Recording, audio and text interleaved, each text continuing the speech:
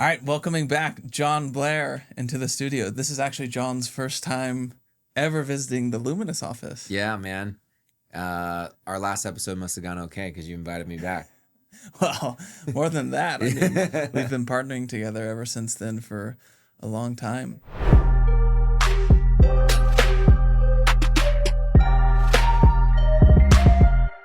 So, when was the last time we did that podcast? I actually don't know. It was a while ago. I was recounting the story yesterday, and I was like, wait, that was a while ago. We've definitely done a lot together since then.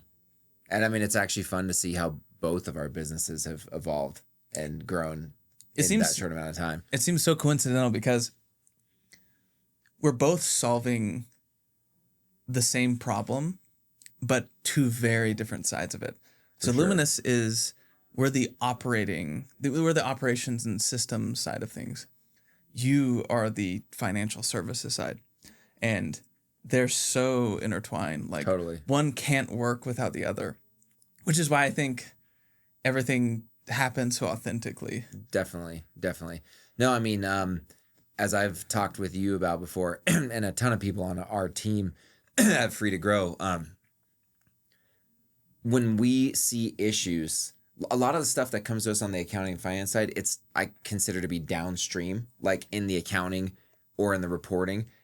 We're reporting on stuff on the financials that have already happened. Like the decisions were made, the transactions were processed or not processed if there isn't a system. But like that all happened upstream. And so when we have these recurring problems with our clients operationally, or well, I'll say financial reporting wise, and we see the pattern that like numerous brands have that issue, we're like, okay, this is a pattern. Numerous brands have this. How do we get upstream from this? And as we go upstream on some of the most frequent issues we have with cost of goods sold, ultimately margin reporting, because cost of goods sold is such a key component in margin reporting, we always end up at this discussion about like, what's the system that's managing all this? Because usually it's either the wrong system or just complete lack of a legitimate system for managing inventory and cost of goods sold that causes huge issues for us. And the thing is, it's not just P&L reporting implications.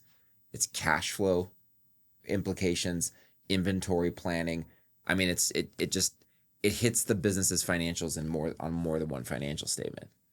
So, but we've got a bunch of topics that we're going to go over today. Before we do, quick recap, like give like the 60-second recap of both our businesses, because I do think it's really interesting about how similar our growth trajectories are. So back when we talked in 2023, how many customers were you guys at? And then what has the growth been like today? Where are you guys at? It's funny. I'm guessing because I don't have the numbers in front of me, but I think probably back in 2023, we most likely had somewhere around 15 brands we were working with. Today, we have close to 45, so almost 3 times as many. And we now have a team of about 5 really incredible e-commerce focused fractional CFOs, and then about 10 controllers, accountants, and analysts on the team, all e-commerce experts. That's awesome. That's incredible. Yeah. So Luminous, we back then we had probably like around the same. I don't have the numbers either. It's probably between like 10 and 20 customers at the time. And then now we're over 100.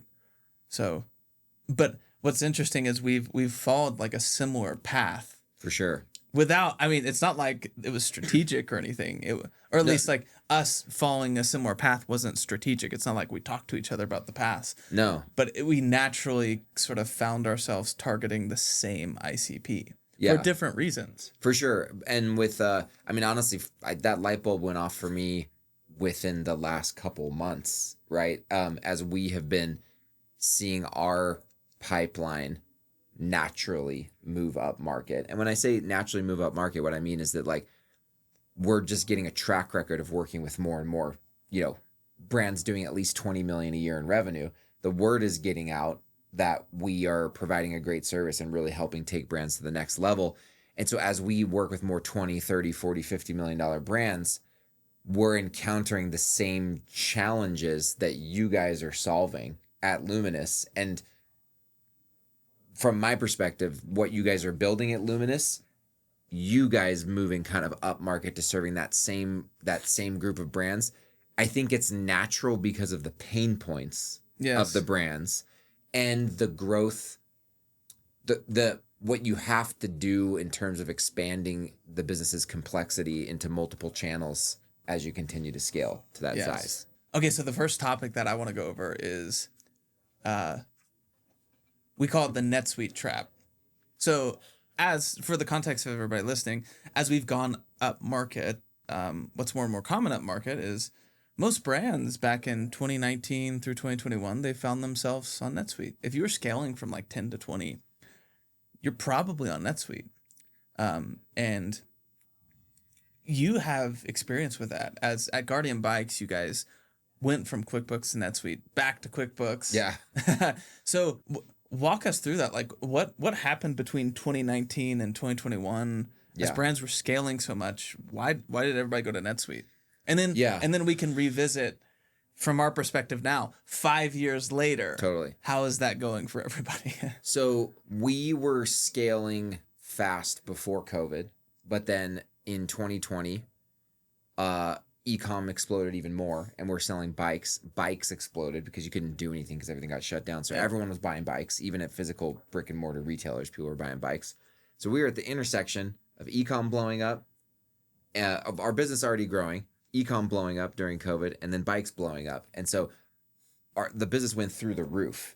As we started thinking about what 2021 was going to look like, we had to start thinking about like what systems in the business are going to break. And we did also know at that time, you fast forward to today, Guardian is a 9-figure brand and has a factory in Seymour, Indiana.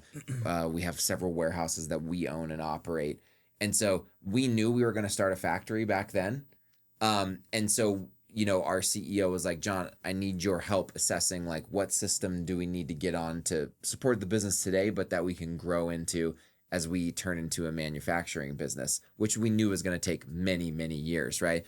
And so I went to survey the landscape. I talked with, dude, I spent months. This was such a huge project.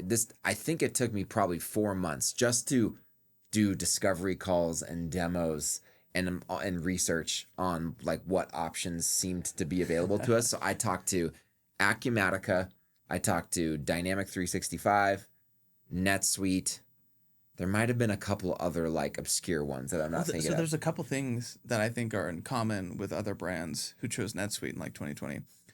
And it's you guys were experiencing massive growth. Yep. So you were thinking that like, oh, this new demand. Totally. This is just the new norm for us. It's here to stay. Exactly. And you're like, we need something scalable. Yeah. Like this isn't working.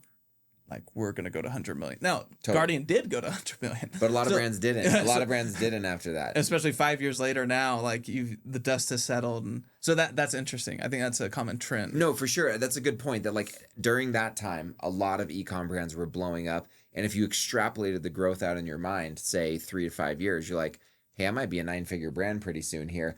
And so the thinking, which this I would say is not faulty logic in and of itself, is that like, I don't want things to break on the way to 100 million.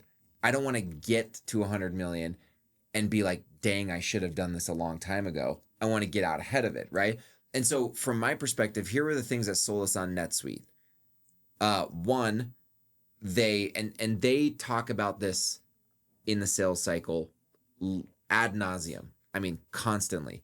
We're going to give you a fixed bid for the implementation. And they tell you everybody else is going to give you an estimate that's really hourly time and materials. And you always go over. And so like and mind you, because they said that to me, fixed bid, I spent weeks. I had multiple calls with them going over all of our requirements to absolutely confirm that all of our requirements were included in this fixed bid, because that was their selling point to us, right? The other selling point was, and we were talking about this morning, I can't for the life of me remember what this program was called, but they were selling at the time, they had a name for it, this, I'll call it, they pitch it as like NetSuite Lite, basically. It was for the lower to middle market. It was a web-based application. and they said it was trimmed down to like the core features that a brand of that size really needed, but you could easily bolt on the full scale enterprise level NetSuite functionality as you continued to grow. And they, if I remember correctly, they were starting the pricing like in somewhere around $2,000-$2,500 a month. And so yeah, like what I remember, was the pitch. It didn't. So there's like the advanced inventory management system. There's like suite analytics and stuff. It was just like this condensed version where it's like, see, like we can get you on, and then you can grow into it. And it sounds great. Like, oh wow, I can get NetSuite for $2,500 a month. It sounds great. The implementation was a nightmare. And like I've been through a couple ERP implementations before. Every ERP implementation is a lot of work. Like I'm not gonna no sunshine and rainbows here. Right. It's hard work. It is somewhat traumatic. Like even if it goes well in the end, it's a lot of work, and there's always unforeseen hiccups. There's no way around that. I don't care how good the company is that you're working with. It's just part of the complexity, right?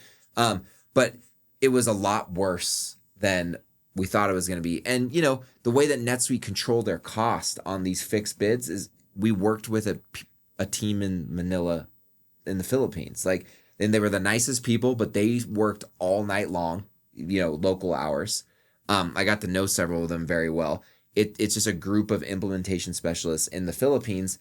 And, hard workers did the best they could, but very disconnected from the U.S. team that we bought NetSuite through, right? And so if you need to escalate anything, you're escalating it through this arm of the company that's in the Philippines. You're not escalating it through. And, I reached out to our sales rep a couple times, and he's like, yeah, let me see what I can do. But it's like he's got to figure out inside the organization how he really actually gets the problem solved. There's a big disconnect. So there's two sayings in SaaS businesses where like you don't want to be the biggest customer. But the inverse is also true. You don't want to be the smallest customer. For sure. And the thing is, even if you're a $100 million brand on NetSuite, like you're a small fry to NetSuite. Totally. That's why they give you the Manila team for implementation. It's totally. You want the $2,500 a month package. And 100%. And so we ended up, the implementation took way longer than we thought. I don't know how long it actually took, because I actually left Guardian and started Free to Grow CFO while it was still going on. We thought it was going to be done by the time I left, and it wasn't. But I stayed close to it because my controller, who kind of took over from there, he now works for Free to Grow CFO. So he shared the war stories, but it went like 6, 7, 8 months longer than they thought, and they still could never really get the inventory data. They never got the outcome they wanted on costing and financials and stuff. And so a year later, they just canceled the contract or canceled the renewal and just moved themselves back to QuickBooks Online and moved on from there. So I want to go over, because all of the details in between that are so important. Here's operator or finance people who don't have a ton of experience with NetSuite. What they hear is $2,500 a month. Yeah. Fixed implementation costs. Sign me up. Let's talk about the details of because now at this point we've done a good amount of NetSuite migrations. We understand, 5 years later where those brands are. Either you ditched early, like Guardian, or you stuck with it. Okay, so if you stuck with it, where are you at 5 years later? For sure. So I would say, and I'm curious to get your opinion on this, I'd say there's a couple different kind of archetypes here. The most common is, hey, NetSuite is doing, after a very painful implementation, right, that went way longer than we thought and actually ended up costing more than we thought because we got through that fixed bid and everything didn't still work. So there was more money to spend, either via NetSuite or an independent consultant, right, to continue dialing it in. So all in all, all these brands are this thing ended up costing 2, 3, 4 times as much as that fixed bid that I made the decision on, right? And now it's working. It was painful, but now that it's working, our licensing fees have gone up for a number of reasons, whether it's number of transactions that are the transaction processing limits or users. and they have either on staff a NetSuite admin, developer, whatever you want to call it, or they use a consultant group that all they do is NetSuite, admin and customization, both of which are very expensive. And so then where they're at 5 years later is like, okay, it's finally working. We paid an arm and a leg for it, and we're spending 2, 3, 4, 5, 6 times as much as that $2,500 a month we started with, just to keep this thing going and keep it moving. Let alone, and part of that too is the connectors. The connectors are all third parties, whether it's like Celigo or one of those other ones. You're paying a third party to build an integration. And the e-commerce brands have even more connectors than a B2B wholesale brand, right? That right there, it's the delta between what you thought was going to work, which fixed implementation costs $2,500 a month. Yeah, maybe they'll raise prices 20-30% a year. Whatever. So the delta between that and what it actually takes to work. And I'll give you some very specific examples. You already brought a couple of them, but this is what we see. So an e-commerce brand, omni-channel, it's very common that you go to Shopify, maybe you have a 3PL, fulfilled by TikTok, FBA. Well, guess what? NetSuite doesn't integrate with any of those out of the box. And then something as simple as my 3PL needs to pull in my fulfillment data from or my sales orders from Shopify, push the fulfillment status back. Or let's say you do merchant fulfilled TikTok. I need to pull in that sales order, route fulfillment orders to my 3PL, push back status. NetSuite does not do that is so basic. Yeah. To Ecom. Plug into my Ecom sales channels, push to my 3PL, push back that should be basic Ecom use case. It doesn't work. First off, so to connect with your 3PL, you will have to use Celigo. Celigo will cost anywhere between $15K to as high as $50K a year, depending on the usage. That's crazy. Then Celigo will tell you all right, well, I mean, we can't push the order status back, but you can use NetSuite connector to do that. So boom, okay, you already have 2 connectors to do a basic e-commerce use case. NetSuite connector will cost, again, between 15 and $50K, depending on how many channels. Okay, but you're still not done yet. What about pushing in something as basic as, all right, we got the basic IMS and it's kind of working, but we got to push available inventory to our channels, or we want more of PIM functionality, where I want my product listing details centralized, and I want to push my description and images from NetSuite to Shopify. Doesn't work out of the box. You have to expand Celigo for that, or you have to use another connector. Another use case is, say you can't stand your FBA replenishment flow, and it's 7 steps because you just get the NetSuite out of the box, the basic version. All right, well, you want to make it 2 steps and you want to integrate it with your 3PL. Well, you're gonna have to customize it. Yeah. So customization. Then another one that always happens. Say you have NetSuite finally implemented, and you add 2 connectors, and you have a developer on staff for customizations. The next most common thing is okay, extracting my analytics. The analytics that they give you, oh my God, it doesn't work. And I have to have somebody to build a report who's a NetSuite expert. I can't do it. I hate that they call it analytics. They sell that so hard, the whole sales process, the dashboards, the customized dashboards. Those dashboards are garbage. I mean, I'm sorry. I'm not trying to anyone from NetSuite is listening. I'm sorry. Those dashboards are garbage. But there's a couple of things you're saying that I want to draw out. The first one is we got lured in, and I think a lot of brands get lured into NetSuite can do anything. I think that's generally true. It is. NetSuite can do anything. Mm-hmm. The follow-up question to that, though, that everyone should be asking is, how? How do you do that?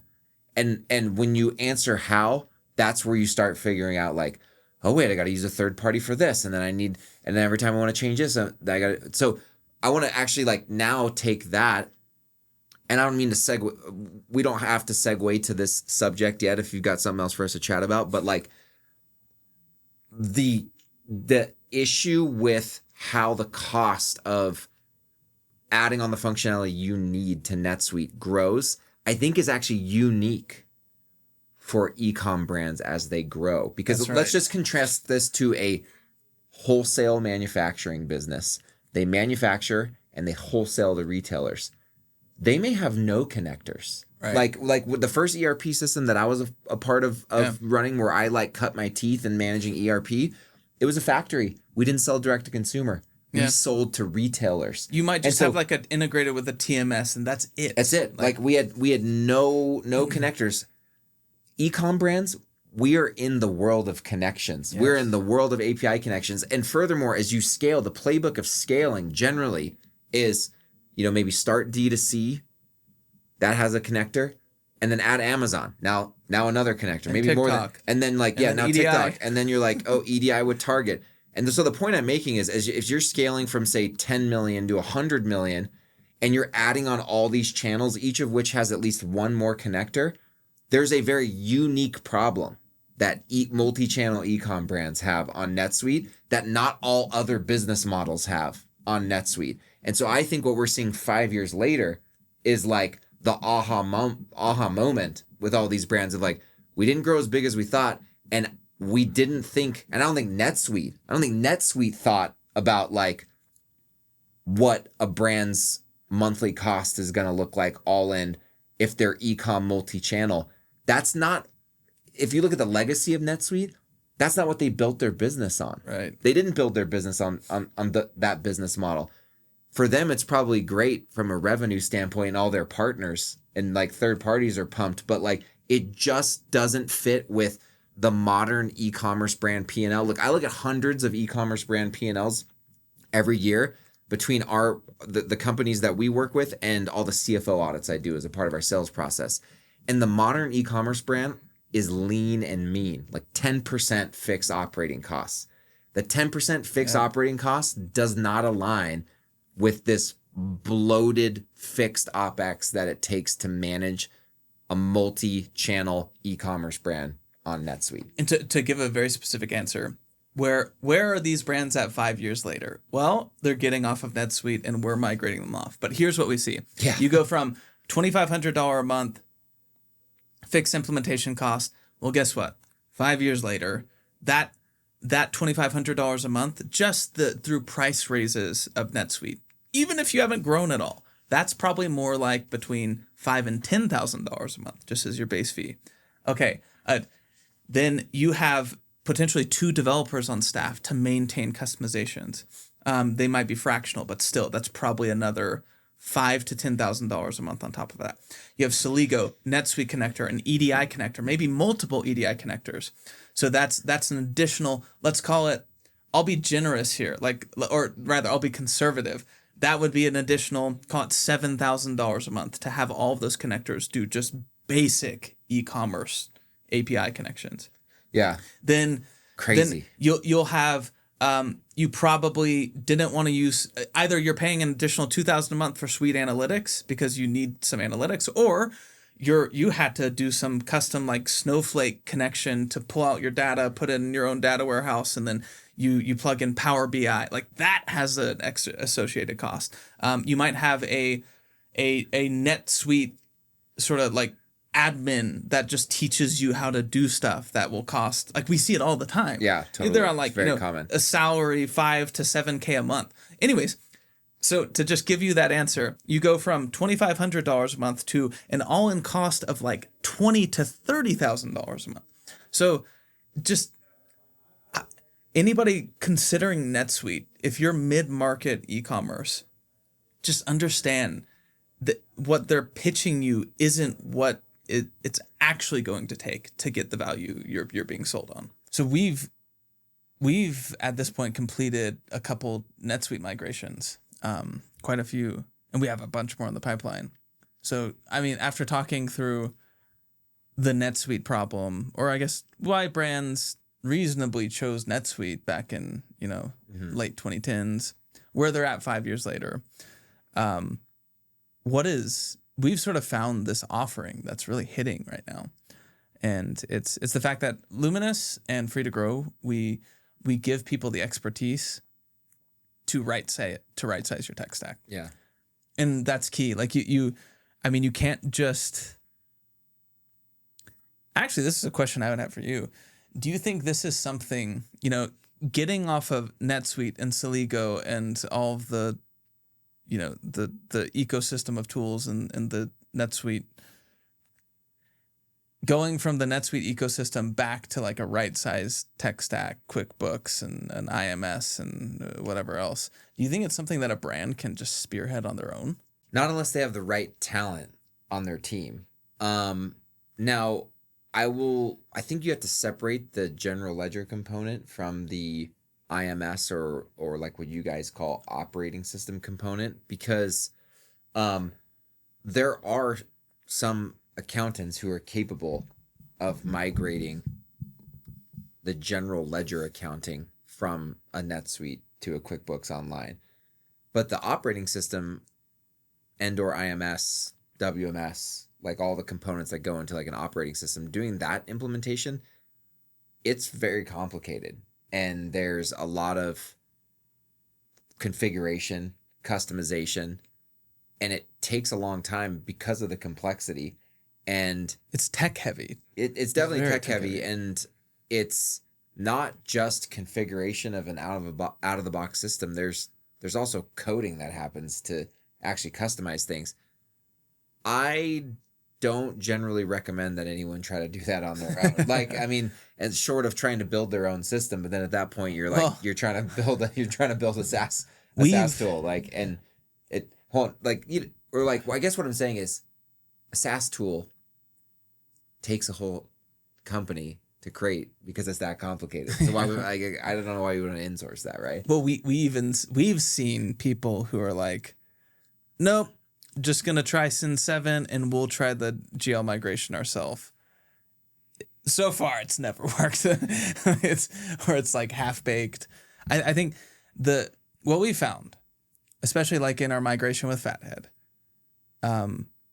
the people who actually want to right-size their tech stack, who, they've woken up 5 years later, they're all in cost to NetSuite is like 20 to 30K a month. Mm-hmm. They recognize that you need a professional that understands the migration of the GL from NetSuite to QuickBooks, and then you also need a professional SaaS tool and people that understand operations. Yeah. And when those two teams can spearhead it, we get it done the right way. For sure. Well, I will say this. Let me say this.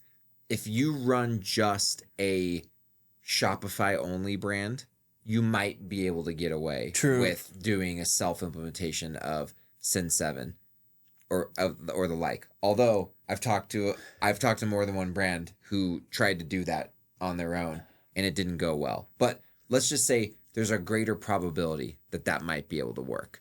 But what we're seeing in the marketplace, we're organically just starting to work with bigger and bigger brands. And so like if you take a digitally native brand, meaning a brand that started on a single digital channel, right?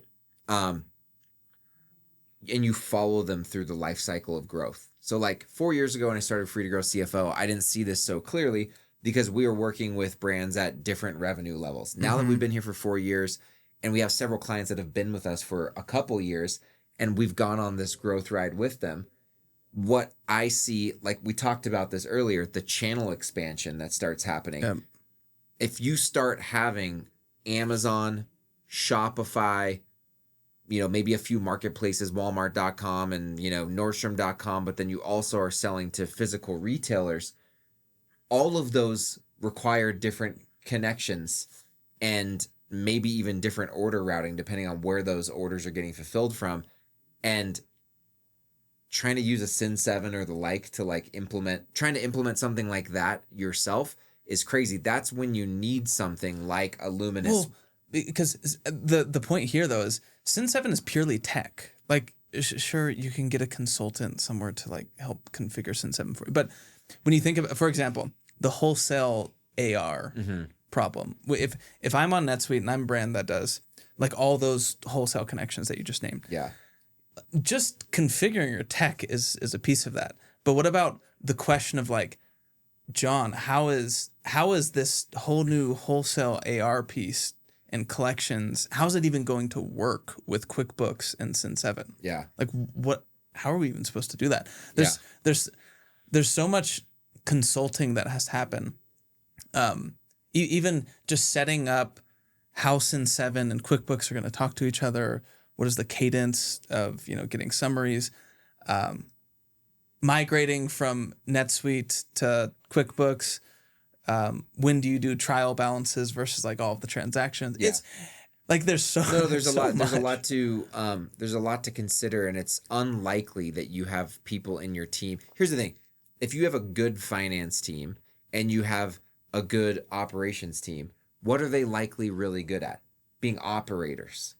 Being a good operator is quite likely not the same exact skill set as migrating and configuring and setting up your tech stack. Yep. Like, it's just not the same skill set, right? And so you got to be mindful of that. I always think about I think a lot of people, let's just even outside of Ecom, just like business owners, consulting.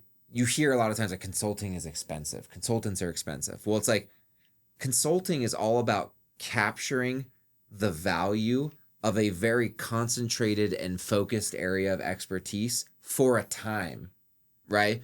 And going much further in a short period of time than you would have gone by using a generalist to figure that thing out. And so that's in essence what we're talking about here, is the difference between an operator and a true consultant, and utilizing consulting to get a focused expertise in a specific area to get things set up the right way so that you're set up for success going forward.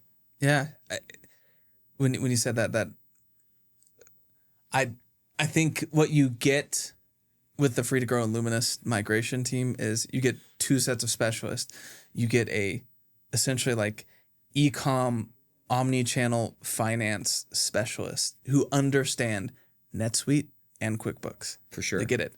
And then with Luminous, we understand everything that NetSuite and Celigo and your EDI connector, everything they're doing. We get what Luminous is going to do, maybe what other tools will do, and together we just spearhead that migration. Well, actually, I wanna just elaborate on that for 1 second, because Matt, a guy named Matt on my team, he heads up our QBO migrations right now. My former controller from Guardian Bikes. We developed the process together, and it's interesting because you say that you were talking about e-commerce, finance specialists. When he is helping me scope out these migrations, you know what he's asking me, because he is and has been a controller for e-commerce finance companies.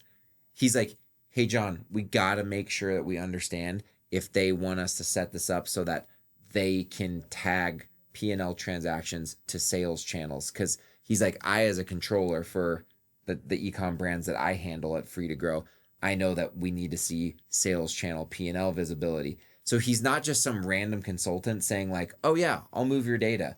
He's a controller who actually closes the books for several clients and has done for years in the ecom space. And he knows what brands need to see for the reporting to be helpful.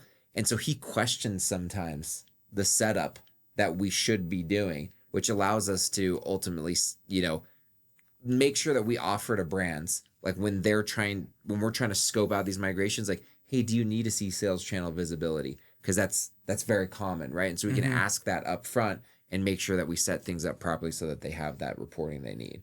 Well, there's also a good amount of chemistry between what Luminous naturally does and what you naturally do. So, for example, you guys, it would be much more work if you had to get all of the historical data and map it to all of the SKU catalog. Totally. The historical purchase orders.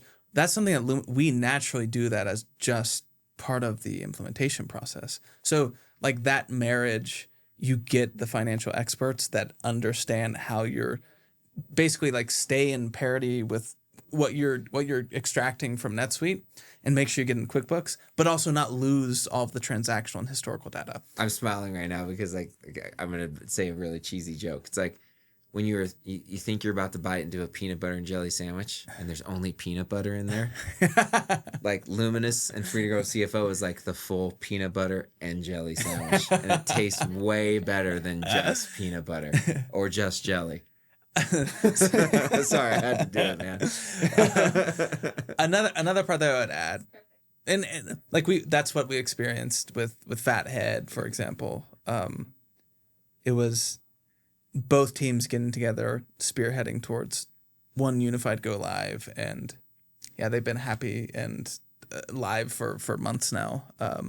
We're doing more. We've got a lot more on the pipeline.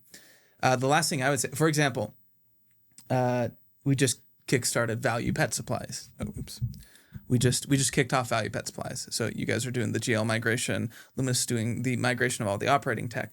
Part of the scoping out on the operating tech side was, okay, you guys use Celigo to not only push all of your orders from Shopify and Amazon into your WMS, but you also have to use another NetSuite connector to push back the order statuses. We also, in the scope, we understood that they're essentially using NetSuite and Celigo as a PIM to push back product listing details to Shopify and to Amazon. So part of that scope out, we identified like, okay, if we're going to get you off of NetSuite and you're going to still have the same operational workflow, just less cost, same features, we recommended a PIM called Store Automator. It's somebody that we already integrate with, and so there's this complex mapping of what exactly you're using in NetSuite for the operation side and the GL side, and then making sure it's not just like, all right, here's Luminous and QuickBooks, and you'll figure out later on that, oh, actually you needed a PIM, and we just didn't know. We scope all of that out from the beginning, and we spearhead whatever tools you're going to need to get to the other side. Like, we will make sure that we will make sure that happens in the migration. For sure. That's, I don't know, that's another thing that I think is very important. It's not just, well, if Luminous can't do it, or if Free to Grow doesn't, if they can't see it in their scope, then like, good luck. It really is a comprehensive scoping and migration to the other side. This brings up another question. What companies actually need an all-in-one? So like we've dogged on NetSuite for omni-channel e-commerce now, but in the reality is NetSuite is an amazing tool. It's incredible. It can basically do anything if you put enough money into it and time. So what company actually does need NetSuite in your opinion? Yeah, so there is a use case for it. You probably think up to this point, if you've been listening to all this, that we just think that there's no use for NetSuite, and that's not the case. It's just the market that we are focused on. It generally is the exception, not the rule. We have a couple of brands that we work with successfully that are on NetSuite, but they do what I call complicated manufacturing, complex manufacturing. So what does that mean? Let me differentiate it from simple manufacturing. My definition of simple manufacturing is effectively assembly, or sometimes you might call it kitting, meaning you buy and stock components. You don't have to process those components other than put them together, right? You're not doing additional transformations on those components to turn them into different components or to sub-assemblies. You're taking a set of components, you're assembling them together, and you're good to go. So like basic depletion of raw materials or components that turn into a finished good. Exactly. So an example of that would be at Guardian Bikes, before we fully started our factory and started like actually making our own components, right? That's complex manufacturing. We were importing containers of bike parts. A container had a complete a bike's worth of components, but we were not making any of those components. All we had was an assembly line where we picked the bill of material for a single bike and we assembled it, right? That's simple manufacturing. That you can even get away with a Luminous, like you can definitely do like that kind of stuff in a Luminous. Complex manufacturing is where you start introducing things like you're making components. So for example, I used to be the head of finance at a factory in Southern California that made decorative plumbing fixtures. In one side of the factory came just raw brass bars, and on the other side came out shower heads and faucet fixtures. And there was multiple processes. We would send parts to a machine shop, and there'd be a work order where just a raw piece of brass becomes an unfinished part, just made out of brass, machined. That then goes to a plating shop where they'll plate it in one of many different finishes. Then it goes to a polishing shop where it gets polished. Then it might get assembled onto something else and then put away and stocked as a sub-assembly. Then work orders will come out where someone will pick all of those finished components and assemble a faucet and send it out the door. That required a comprehensive, they use Epicor ERP, but NetSuite does the same stuff. Acumatica. Yeah, and so it had functionality like work center tracking, meaning you could get a work order for all the components that you need to pick to assemble a faucet, but you might need to split up half of the components to go to polishing and half of them to go to plating. And so that work order's BOM actually gets split apart, and there's things called shop travelers that get printed out, and you actually scan them with the barcode so that you can actually look up in NetSuite at any point in time, oh, the components for this work order are, these ones are in plating, these ones are in polishing, this one just exited polishing. And so I was telling you this story the other day. The alternative to that is we used to have a dude, before we implemented this ERP system, we had a dude, his whole job was to run around this 100,000 square foot factory just trying to find where the heck all the components were, right? But with this, when that system is dialed, and one other thing, it's that plus what's called MRP, Material Requirements Planning. That's different from just straight up cutting purchase orders for finished goods. MRP takes multi-level bills of materials and it identifies if a part, it will take a demand plan and it'll say, here's everything you need to purchase and make and then assemble to fulfill this demand plan. So you get automatic purchase orders pushed. Yeah, you get all kinds of stuff pushed. The stakes of not having the full visibility of what's in process and what that actually means. Yeah. Like what assemblies and sub-assemblies are not finished, what it's going to take to build the sub-assembly. Like the stakes of not having that dialed and fully visible. Oh, it's like it could be massive. You'll be constantly out of stock or under purchasing, over purchasing. All kinds you of have things. to have the full visibility from start to finish of all of those stages. So complex manufacturing, those being examples, NetSuite and the like, you should, not could, you should implement if that's your situation. We have one brand we work with, does about 40 million a year in revenue.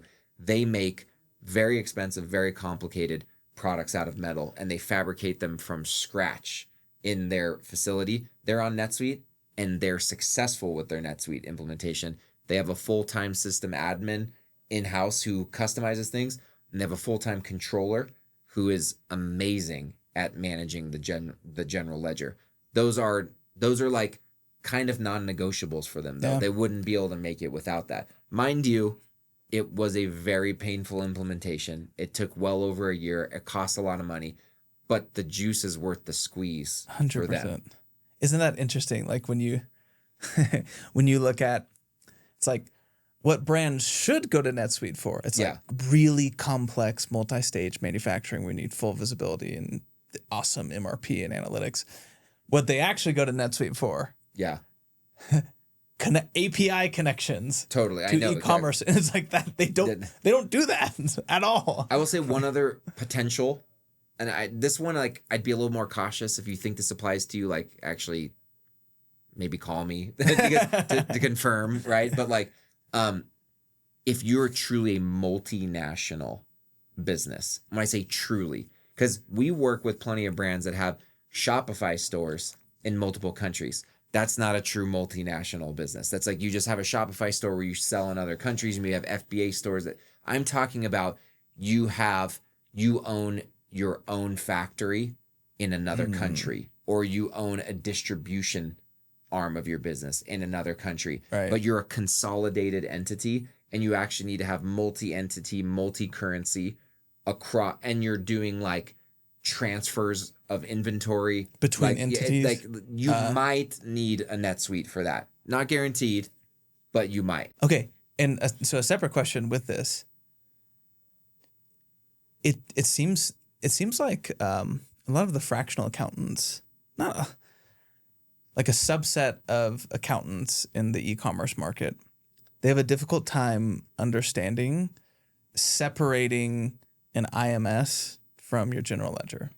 So my question to you is, for the market that we're talking about, omni-channel, mid-market e-commerce, should the GL always live separately from the IMS/operating system? Well, I think the answer is it depends, but it actually comes back, I think, further upstream to our conversation from earlier about like, if you want them to be combined, right? Do you have a clear answer to why? And if you do have a clear answer to why, do you then have a clear answer to how, right? And whether or not it's worth doing that. So for example, if you think the answer to should they be combined is yes, and you think you have a good rationale, if you go out there and you find that the way to do that is either by implementing Acumatica or Fulfill or NetSuite or the like, you then and that's the how. You have to ask yourself if, again, the juice is worth the squeeze, and just for that outcome of them being combined. Because if the offset is all these other issues that we've talked about, I don't know that it's really worth it. And so I guess another way to frame the question is it actually a problem for them to be disconnected or in two different systems? Is it actually a problem or not? Well, I think the question before that as well is why do you think, so we run to a lot of brands and a lot of accountants. They ask, oh, great. Like we demo Luminous. It's like, okay, yeah, we can handle your wholesale and all these integrations and your inventory and your costing. Like, great. Okay. So you're pushing all of the sales orders and invoice, like you're pushing everything into QuickBooks, right? And it's like, no, like we summarized. In fact, like that's going to bog down QuickBooks and you're going to hate your life. Nothing's going to load. Why do you think accountants, why do they want that? Why do they want it in two places? So I don't know for sure. I'll give my hypothesis based on my experience. I think it's because back in the day, like if you're working with an accountant who they learned on QuickBooks Desktop, like me, QuickBooks Enterprise, right? Okay. Which had not a full IMS, but a more robust IMS than QuickBooks Online does, right? Back in the day, before all of these, like when we first started Guardian Bikes and we didn't have like the A2Xs, and this is even before A2X's predecessor called WebGility. I don't know if you ever heard of Yeah. We were using WebGility Desktop, man, bringing me back, right? But you were tracking things. If you were organized as an accountant, you were tracking things in QuickBooks' IMS to try to keep track of like what was happening at a customer level or a channel level. And the old school way, like I've been doing accounting for long enough, been doing it for 16 years. When I first got out of college in 2009, like it was just the first several jobs I had, my boss was like, yeah, you just enter everything manually. Yeah. There was no questioning that. That is like historically, accountants are known. Historically, accountants are supposed to be the best damn data entry people in the entire world. And they pride themselves, I know this for a fact, they pride themselves on like, man, I entered 5,000 transactions today. That was what it meant to be an accountant. Now, fast forward to today, right? 16 years after I graduated and have actually worked in the Ecom world. The thing is, the benefit of working in Ecom as an accountant is everything has an API. That wasn't the case back in the day. 30 years ago, everything didn't have an API. So yeah, you did record all the detail transaction by transaction. Mm-hmm. That was how you had the analytics available, was that accountants worked their butts off entering in every single transaction, all the detail. It's just it's an ingrained thing in the profession that like either you've latched on to like the new way of doing accounting, which is leveraging data and leveraging tech, or you're still kind of stuck in the old days because that's just the way that it was. And believe it or not, there's still a lot of accountants that are stuck in their old ways. But I will say furthermore, the other issue is when you bring in accountants who haven't been in e-commerce for a long time. Right. I've been in e-commerce for about 10 years. A lot of my team has been in e-commerce for a long time. So we're accustomed to knowing how to pull data from APIs or report exports and like actually do data analysis and then summarize what needs to be posted into QuickBooks, right? And so my philosophy, and this is why I love Luminous, we already do the accounting on a summarized level at Free to Grow. If someone doesn't have a Luminous, we do go down to like sales channel level, like we do some segmentation, but we don't go down to the SKU level because there's actually numerous different ways to get that data elsewhere and pull together SKU level analytics outside of QuickBooks much faster, much more flexible, and refreshable and reusable and tweakable.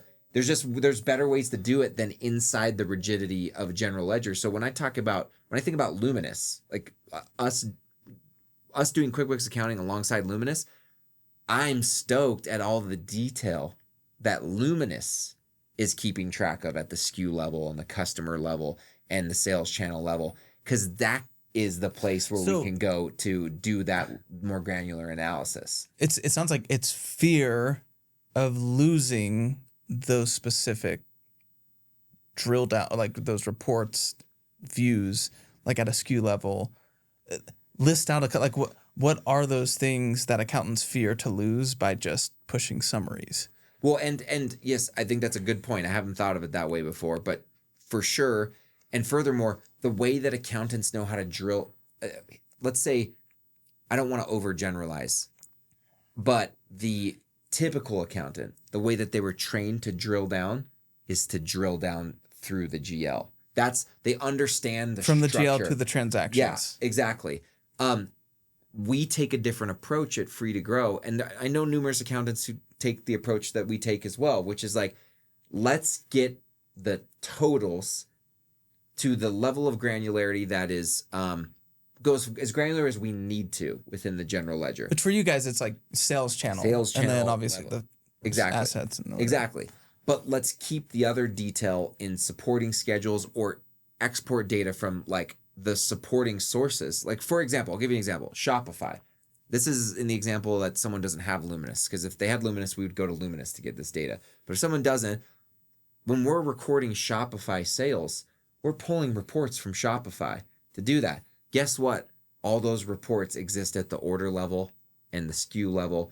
So we can just export the exact supporting data that supports the financials. But if we were to import that all into QuickBooks, it's subject to error, right? In terms of the import, it's harder to reconcile. And quite honest, we used to do it at this level of Guardian Bikes, and we just didn't use the data as much as you thought we did. We ended up just going straight to the source. But I thought this right here is what gets people to go to NetSuite, though. It's like there's this fear around like, oh, there's two systems, like we need all of the transactions. So like if I see an issue in QuickBooks, I can drill straight down. Why? Like, I think this fear more than anything drives people to NetSuite. Yeah. And it comes from CFOs and accountants. Totally. I really honestly think, like genuinely think, it's because CFOs and accountants traditionally, the only way they know how to drill into data traditionally is through the GL, right? But I think there's a new way of doing accounting, which is like you can close the books faster by summarizing everything and teach and have your accounting team go directly to the sources of the data that drove those summaries to do further analysis. That's what we do. And you know what? Here's the outcome. This is what's important. This is the outcome and the value to the brand. We close the books faster, more accurately, so we can get to insights quicker, right? And here's the thing. When you talk about, I think of this hierarchy of analysis. Accountants traditionally love to start in the weeds to try to then see the forest. I highly recommend trying that. It's impossible. You can't start at the weeds and get to the forest. You have to start at the forest. So like, let's talk about the P&L. This is how our CFOs analyze a P&L. We look at the company level trends of margins and fixed overhead. And then we notice something that is weird.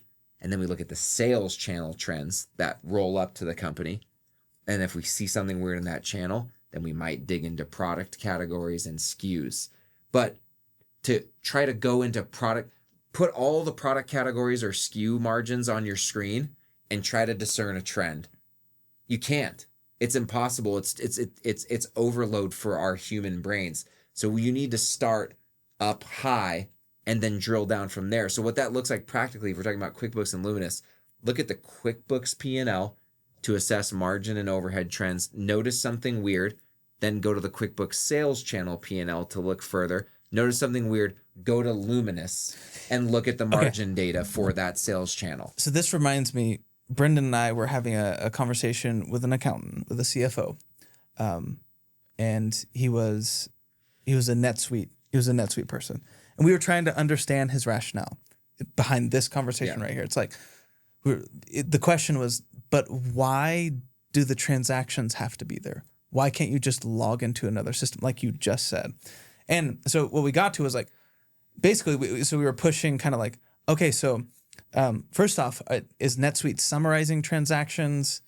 So the answers were yes. NetSuite's already just doing summaries every week that push to a GL code, and then we were like, okay, well, Luminous would do the same thing. So we were asking, well, so why do you need the transactions in one spot? Like, what's the difference between just going to another system? And we kept trying to like push further and further, and all it kept going to was just like, it's just better if it's in one spot. It's just better if I drill down to the sales channel, then I see an issue, then I can just click on the transaction. And Brendan and I were just like, well, it's the same concept. Like you're just going into Luminous and you're going to the report and you're just copying and pasting some. I guess maybe the volume of I don't know. Dude, checking.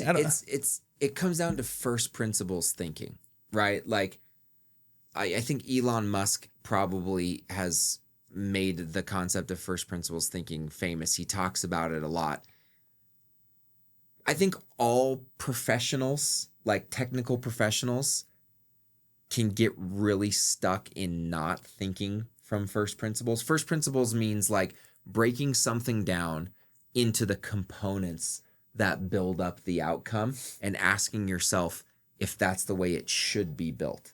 Not like an example of this is like not thinking through first principles or from a first principles perspective is like, that's just how we've always done it. We've always done it that way. Why? Because everything should be in one place. First principles thinking would say, does it need to all be in one place? And if so, why? And you ask why and you answer it. And then when you get the answer to that question, you go, okay, but why does it that need to be done that way? And what you're doing is you're peeling away the layers of the onion. You're taking this, we've always done this way, and we're breaking it down to the first principles that actually build that thing up. And accountants, and look, I'm not trying to, poo-poo on accountants. I'm an accountant, right? Yeah. But like we're a bunch of people. We're a bunch that is very set in our ways, generally speaking, right? And first principles thinking is scary. One of the reasons it's scary to accountants is because they get held to this standard of quality assurance. That's a big accounting principle in like public accounting, is like that you have reasonable assurance that the data is accurate. I think a lot of these guys are freaked out that like, hey, I'm going to lose the control to audit the accuracy. Right. First principles thinking would say, how can I use Luminous to audit the accuracy of this, right? And so I guess the point that I'm making is one of the things that makes Free to Grow unique is that like I'm an accountant, but I'm also a visionary that comes up with a lot of crazy ideas. And I'm like, why do we need to do it this way? And the funny thing is we started out doing accounting the way we did at Guardian Bikes, which is like super time consuming, super granular. But you know why I started paring it back? Because I was like, this isn't scalable. We can't do this for multiple brands at once. Yeah. It's not possible. And then I started asking, well, do we need to do it? Yeah, is the juice worth the squeeze? And we started asking ourselves, is the juice worth the squeeze? Why? And now we do it this way, summarized, get the books closed by the 15th or sooner every month. And guess what? The outcome's expectations being met. Brands are getting accurate books faster, making good decisions, growing their brands. So the real question is, why do you need to go more granular? And is there value to the business to go more granular? If the answer is no, there's not value to the business, then you shouldn't do it because it's just a waste of resources.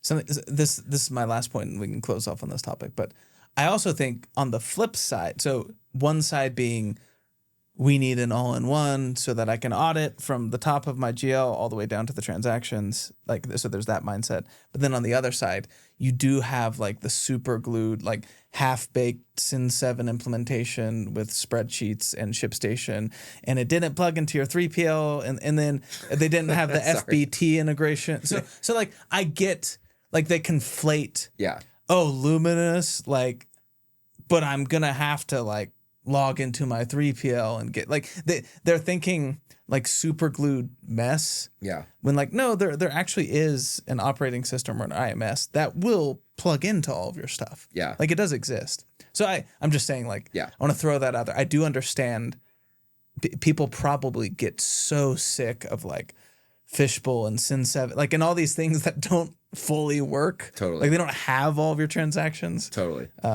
So anyways, okay. Last topic that I want to go over is at Luminous, we always talk about the gap between NetSuite and QuickBooks. That's more tech. We've talked about operating system versus general ledger and all-in-ones versus, IMS and general ledgers. So I'm curious. Free to grow. You guys are solving a gap in the market. And it's something that we've realized over the past 3 years or so. I'll give you my perspective, and then I want to get your perspective as a founder who literally started a company to fill this gap. So at Luminous, we implement a ton of brands between, call it like 10 and 100 million in revenue. And here's what I see. Either you have a $1,500 a month bookkeeper that closes the books, and the founder thinks that they're the CFO, and they're not. Yeah. And basically, one day you have a CFO, like a six-figure salaried CFO, and you implement NetSuite. Like there's no in between. It's either you have a $1,500 bookkeeper that's just struggling to close the books. CEO thinks they're the CFO, and then one day you don't. There's like nothing in between. Like there is a huge gap. So what I see is a spectrum of misguided allocation of accounting and finance resources. And I would agree that like on one side of the spectrum is a mediocre bookkeeper that may be called all kinds of things. Bookkeeper, finance manager, VP of finance, CFO, but they're just a bookkeeper. Like literally they're just keeping the books. They're usually doing it wrong. And I'm not trying to say that with hubris. Like usually they're doing it wrong.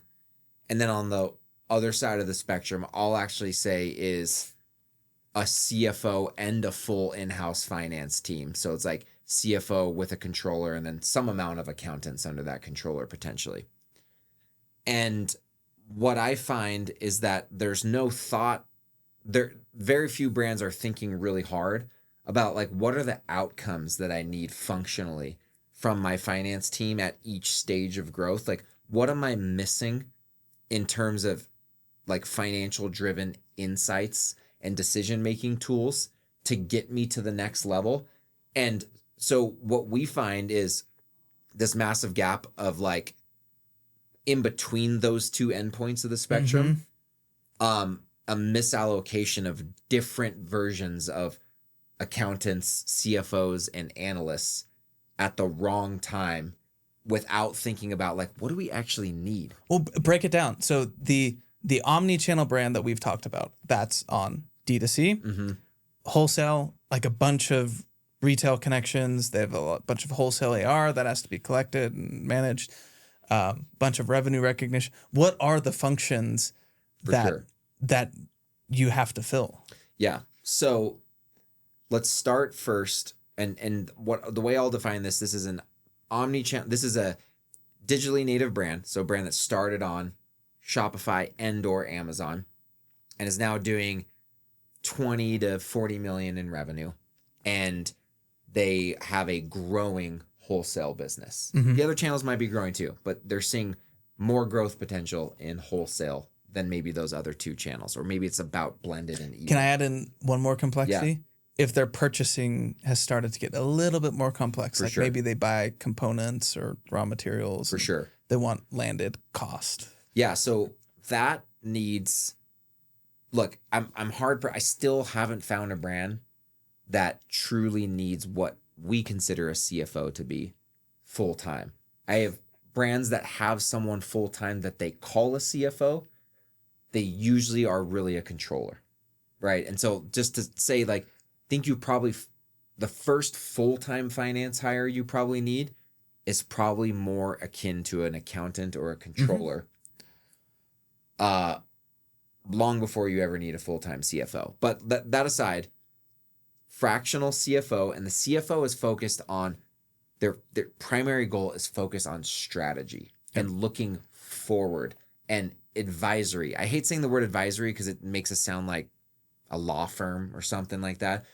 It's your right-hand strategic advisor, right? Like, think about the president and his cabinet of advisors. He goes to them for advice of like, hey, the country's facing this problem. I'm not an expert in everything, right? As the CEO of America, you're an expert in this. You're an expert in this. Your CFO is your financial strategy expert. So they're responsible for assessing the risk and reward, the potential risk and potential reward of all the bets that the business places as it's scaling. That is the primary strategic objective of the CFO. So they're there to go, are we placing risk and reward, what I call risk adjusted bets? We're adjusting our bets for the risk inherent in them as we purchase inventory, as we scale ad spend, as we expand into new channels, as we hire new people, as we maybe vertically integrate. Their job is to sit down with the CEO and say, okay, I see that we want to do this. Here's the risk. Here's the bet we need to place and like what the financial investment is. And here's the performance I need to see as the CFO for this to be a good allocation of the company's capital that doesn't put us at too much risk as we're growing. Inherent in that are the tools that the CFO uses to do that. Projection models that project the P&L and the balance sheet and the cash flow statement. Different models that get into different areas of the business to assess things like marketing performance, inventory health, things of that nature. And then their job is to help look at the capital structure of the business, which is what most people don't realize about capital structure. That's just, are we funding the business with debt or equity? That's how simple, that's what capital structure is. They're looking at that at all times and they're saying, is it healthy to protect owner wealth creation? Should we leave capital in the business? Should we leave retained earnings in the business? Should we borrow money or should we take money out and pay it to the owners? And at all times using that as a risk mitigating tool alongside being a wealth creation tool. That is what a CFO is supposed to do. Notice I didn't say anything about accounting or closing the books or anything. Reconciling transactions. Now, does it mean that the CFO is also the head of the finance team? So if there's a problem with the month-end close process or there's problem with personnel, and they're having issues further down in the department, yeah, they are the coach and the leader and help the team down below them to problem solve, but their job is not to be hands-on to that. Next, right beneath them is the controller. The controller is the owner of accounting, and I'll call it the spreadsheet jockey, like the spreadsheet support to the CFO. And so it's not just spreadsheet, but the analysis support to the CFO. So they own the closing of the books process, which usually, if you work with Free to Grow, they have an accountant underneath them. So the accountant underneath them is the one doing the heavy lifting on the data entry, the reconciliations. The controller is overseeing, reviewing, making sure, like doing a cursory analysis, QA, to make sure that the output is actually accurate. And then they're owning the data that gets passed up to the CFO to do their strategic analysis. So like financial modeling and things of that nature. There's one other person that a brand of this size probably needs. Usually what we find is very successful is if a brand has one in-house person full-time. They don't even necessarily have to be a trained accountant. they're a financial operations person is what we call them. Financial operations meaning managing daily AR, AP, payroll, the daily operational finance, right? And the reason why we recommend a brand of that size, omni-channel, growing with wholesale, having that person in-house, is because invoicing happens all the time, daily basis almost, right? AP can happen all the time. Right. Your fractional team, CFO, controller, and accountant, they're still working with you day in and day out, but they're not in-house dealing with those nuanced things, right? And so I recommend a financial operations person. We have several clients. That's the setup. They use our fractional CFO, controller, and accountant, and we interface with the financial operations person. We support them, we coach and lead them. But that's really what you need. And honestly, it doesn't need to be full time. We work with brands that are 9 figures that don't have any of those people full time in their business. You shouldn't hire one of them full time until you have a clear rationale of why they should be full time, the value they're going to drive in the business, and what you're going to do to keep them busy 40 plus hours a week. When do you think a brand does need a full time CFO? At what point do you actually advise? Have you guys ever fired yourself because you're like, no, it's time. You guys need a full time CFO. What is the rationale? I don't think we've ever been replaced by a full time CFO. We have been so between controller and CFO, there are other positions out there like VP of Finance, Finance Director. Some brands can get away with that. It's usually someone who's is a bit more of an individual contributor. They're very hands-on in the accounting and or the FP&A, and they're not nearly as strategic. So you're going to get quality financials, you're going to get quality forecasts, and you'll get some commentary and advice from them, but it'll be more tactical in nature and not so strategic. So for example, hey, I noticed this change in our margins. It was caused by this. End of story.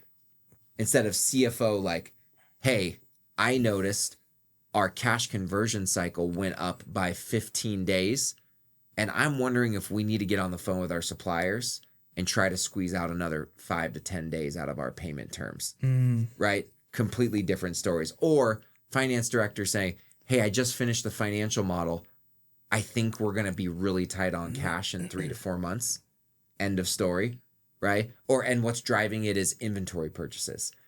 And a CFO is like, hey, I know 3 banks we should go talk to right now. And I know we're in their box, and I'm almost positive. I feel really confident I can get us the capital that we need, and we won't have this cash shortage. Right.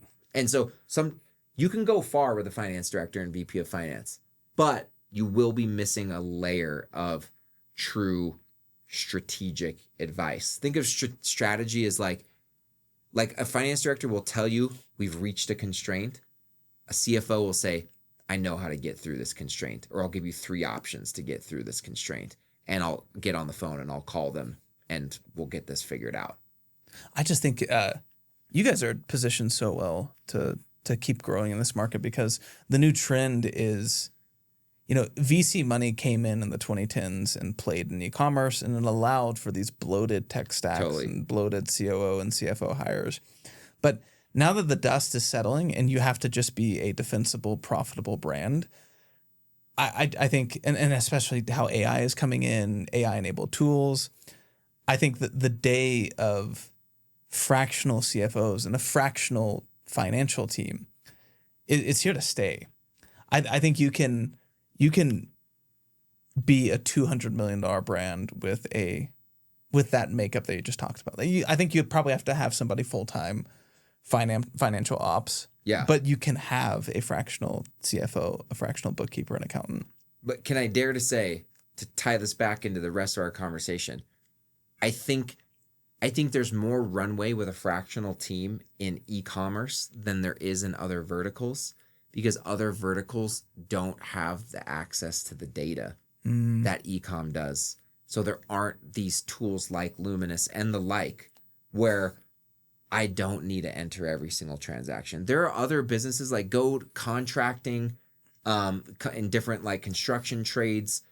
There ain't no APIs for anything you're doing. It really is all manual, and you do have. And now I'm not saying that people aren't trying to work to automate that, but it's actually when you talk about like automation and using data to speed up administrative things like accounting.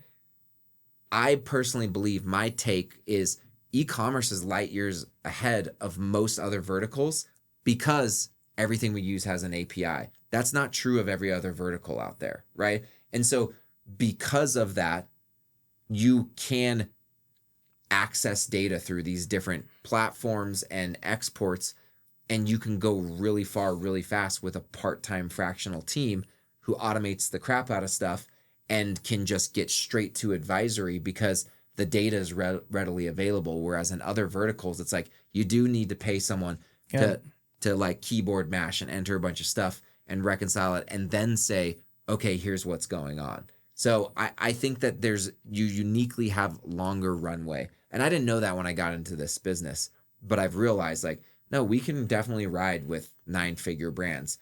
I think another place where you might need a full-time CFO is when you're looking to try to do a really big exit or go public. Oh, that's a good if you want to go public, you do need a CFO who knows how to take companies public. I want to be straight up about that. Like if someone's going public, I will tell them, no, free to grow is not the fit. It's highly regulated, and you want someone who has done that before, and ideally someone who's done it multiple times. All right. That's where you probably need a full-time CFO.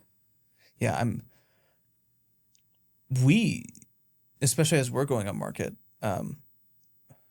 we have yet to acquire like $100 million plus brand that has. There is one brand. They have a CFO, but I'm pretty sure he was just recently fired. I don't think we have a brand that has a CFO that's above $100 million in revenue. I gotta be honest, and I'm not saying this to like scare anybody or like, doomsday theory, but if you're in e-commerce and you're a CFO, honestly, you're probably better off becoming a fractional CFO if you're gonna play in the middle market, because there are gonna be very few full-time CFOs in the middle market. Now, what I will say is I held a hybrid role at Guardian Bikes, COO/CFO. Actually, I think there's a really good case. There's a strong case to have a COO/CFO in the middle market. The problem is they're kind of unicorns. They're hard to find. There's only a few. They're the exception. They're not the rule. So if you can find that, great. But you're fighting for a small talent pool and an expensive person. That's actually a great point right there. It's the hire to make would be the unicorn COO CFO. Exactly. That would be incredible. If you find it, Jon Blair, basically. Yeah, hire it and don't hire someone like free to grow CFO. But like, it's just hard to find. Yeah. Oh, I take that back. There is one brand that's $100 million plus that has a CFO, but he is so disconnected from the operations. He has no clue like what Luminous does. And anyways, it's there's a bunch of commentary there, but. All right, so the last topic that I want to go over is we've talked about forecasting offline. So Luminous, the operating system is tangential to forecasting. Like it comes up all the time. When we get somebody implemented, they always ask like, so what does Luminous do for forecasting? And it's such a broad term that, and there's so many different tools out there. Everybody does it differently. If I had to break it down if I had to say the approach that we see most operators take is they look at forecasting as they do a simple top-down approach with their historical data from Luminous, where everything's consolidated. You have all of your sales, history, and they'll sort of just make decisions based on like, hey, all right, we're gonna grow 20% this year on Amazon. Yeah. All right, drafting the POs. When I think the biggest gap in mid-market, in my opinion, is forecasting coming from cash flow. And this was a big thing that you were talking about, where there's a myriad of forecasting tools that your customers could use. They could use Inventory Planner and Fleeber and Cogs. There's a million of them. Yet they're still going to you guys and they're like, hey, can you help me with forecasting? Why is that? Great question. Okay, so I am of the opinion, I read this book, Future Ready, a few years ago about forecasting. And it's not, doesn't have a bunch of formulas in it. It's not about mathematical forecasting. It's about the philosophy of forecasting. And what I learned from that book is that, one, a forecast and a projection are not the same thing. Let's be clear about that. Most people actually use projections to order inventory, which is dangerous business because a projection is just a what if scenario. It could literally be anything, right? A forecast attempts to use historical data to forecast forward a trend. It's actually a statistical model that takes historical data and uses that to forecast. And there's different methods. There's exponential smoothing. There's linear regression. There's all this stuff, right? What I learned from this book is it suggested to think about your forecast in two layers. One, what's called the momentum forecast. The momentum forecast is using your historical data to forecast forward the statistical momentum, right, of, in this case, sales and maybe sales by SKU. Then that's layer one. So that's your base forecast. Then there's the intervention forecast. The intervention forecast is, well, this data last year doesn't take into account that we're doing this brand new promotion in October this year. So we're going to put a momentum or an intervention layer. We're intervening on the momentum forecast by doing this promotion, right? Or we're intervening on this by launching a new product, right? Or by cranking up ad spend, right? I'm not going to get into the mathematical models you should use to calculate those numbers, but conceptually, that's the best way to forecast. Now, understand that your intervention forecast introduces more risk into the forecast because you're now making an assumption about what your intervention is going to do. And you what have the no outcomes. data on it. Exactly. Coming back to your question, why people ask us about forecasting on the finance side of the house is because I'm just going to assume, and this is not usually the case, but I'm going to assume a brand has a momentum forecast they calculated using historical data, and then they say, I want to adjust it for this intervention, increasing sales, new offers, we're going to increase AOV and conversion rate, whatever. Assumptions. Ultimately, that's a bet. That extra delta between the momentum forecast and the intervention forecast, you're placing a bet, right? And you're placing a bet that has a certain amount of risk. And the question is, do we have enough cash to place this bet, right? And so to give you an example, it's kind of like if you go buy a house and your mortgage is going to be 50% of your monthly income versus if you buy a house and take on debt and your mortgage is going to be 10% of your income. Which one is riskier? The one where the payment is 50% of your income.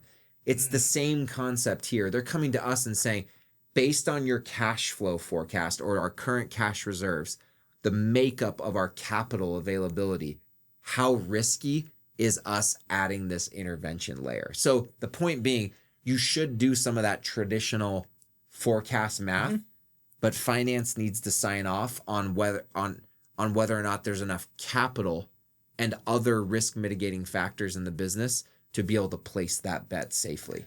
But I want to, like a real life example. It happens all the time.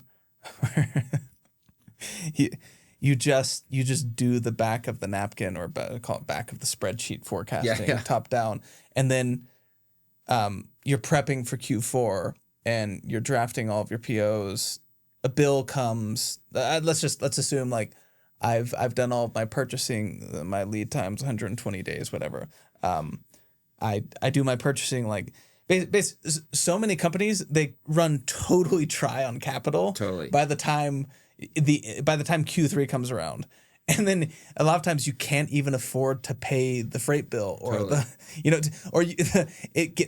inventory gets to the port and you didn't thread the needle. Yeah, totally. Because you didn't consider all of these things like, oh shoot, wow, we really projected like 300% growth for Q4 on these SKUs, but we didn't consider like all of the bets that we placed before, so we ran out of cash. Yeah, and the fact that October sucks every year. Sales are down, so you're buying the most inventory you buy all year in the month where sales are down before the holidays. And that's why it's a perfect example of why you need a CFO who's forecasting cash flow on a regular basis every single month, because there's a snapshot of what your capital looks like today, but then there's this forward-looking forecast of the impact of all the decisions you have made and things that haven't happened yet. And you have to assess all of those to assess the risk of that judgmental or intervention piece, which is like, that's where the risk is. I'm going to take the momentum and I'm going to adjust it based off these assumptions. And then your CFO, again,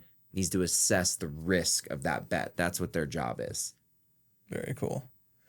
Well, are you helping any of your customers? Have you guys done official forecasts for your customers at this point?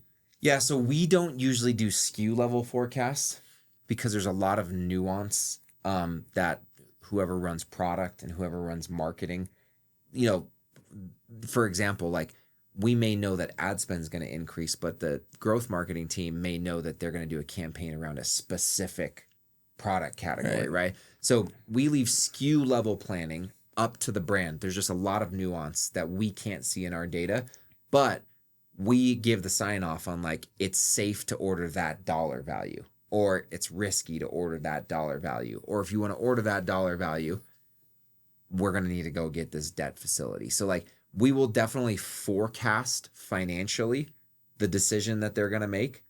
And we'll even go look at sales forecasts that are like lower than what the brand thinks it's going to be. And we'll go, what if we haircut sales by 20%, 30%, 40%, and then go back and look and see if they'll still be alive after ordering that much inventory. So that's our way of assessing risk. And if like we can cut the sales forecast 20, 30, 40% and they're still safe, we'll say, yeah, you're good. You're probably good to buy that. So we don't do SKU level analysis, but we'll convert their SKU level replenishment plan to a dollar value. Got it. Run it through our financial model and confirm if we feel comfortable with it or not.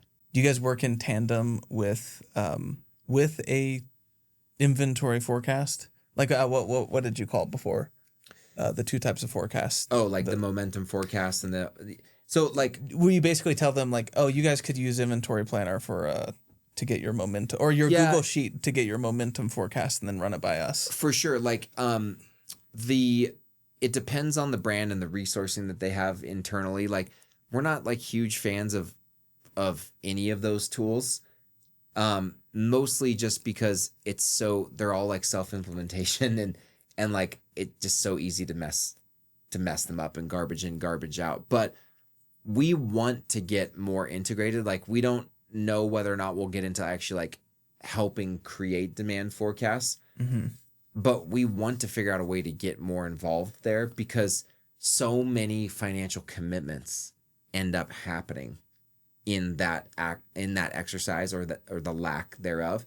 I will say what we do at the financial level is we will look at the aggregate sales or the sales by channel that is being forecasted by somebody else, and we'll run it against historical financial data to assess year-over-year change, month-over-month change, and assess like, well, how much ad spend do we think we'd have to spend at our marketing at the ROAS that we see historically? So we'll sanity check assumptions using our financial statement data. It may not say why they're wrong at the SKU level, but if someone brings us a forecast, we'll look at it against our historical trends on the P&L and we'll go like, we've never achieved this kind of growth before. I need to hear more from you about why we're going to achieve this and how. And so we definitely sanity check at that level. Okay. Very cool. Well, it's been a while since we've done this, man. Yeah. Where can everybody find you? Because I know you started a new podcast with one of your marketing agencies that you guys work with. Yeah. So I host one podcast, co-host another.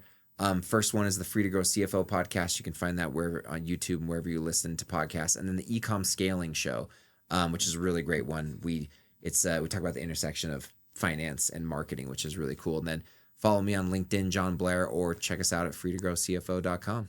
Okay. Well, awesome, man.